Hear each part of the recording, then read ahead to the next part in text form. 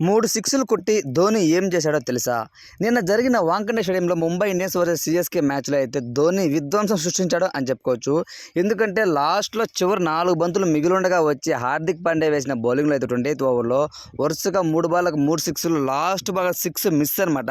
So slower ball వేసాడు అట్లో. So అది కూడా డబల్ వచ్చిందనమాట.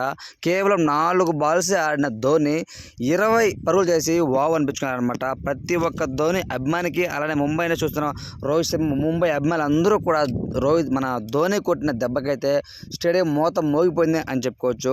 సూపర్ అనిపించింది అనమాట. ఒక్కొక్క సిక్స్ కూడా గాల్లో రెండవ ప్లాట్ఫామ్ పేరు పడింది అనమాట. అంత మంచి సిక్స్ అయితే కొట్టడం జరిగిందనమాట. సో అయితే ధోని చేసిన పనికి అందరూ కూడా ఫిదా అయిపోయారు. దాని తర్వాత సిక్స్లు కొట్టిన తర్వాత ఆ బాల్ తను ఎంట్రీ ఇచ్చినప్పుడు ఒక చిన్న పిల్లోడు మన ధోనికి అయితే క్లాప్స్ కొట్టి తను ఎంకరేజ్ చేశారంట. సో మళ్ళీ తను వెళ్ళేటప్పుడు ఆ బాల్ని ఆ అబ్బాయికి అయితే డెడికేట్ చేసి నిజంగా చాలా మంచిగా అయితే అబ్బాయితో మాట్లాడి వెళ్ళాడనమాట.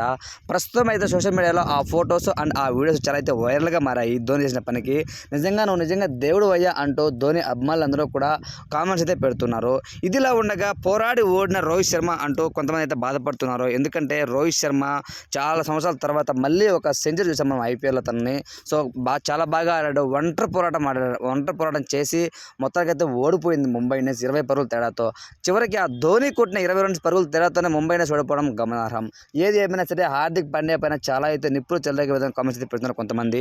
ఎందుకంటే తను వేస్ట్ క్యాప్టెన్సీ చేస్తున్నాడు, వేస్ట్గా బౌలింగ్ చేస్తున్నాడు అనమాట.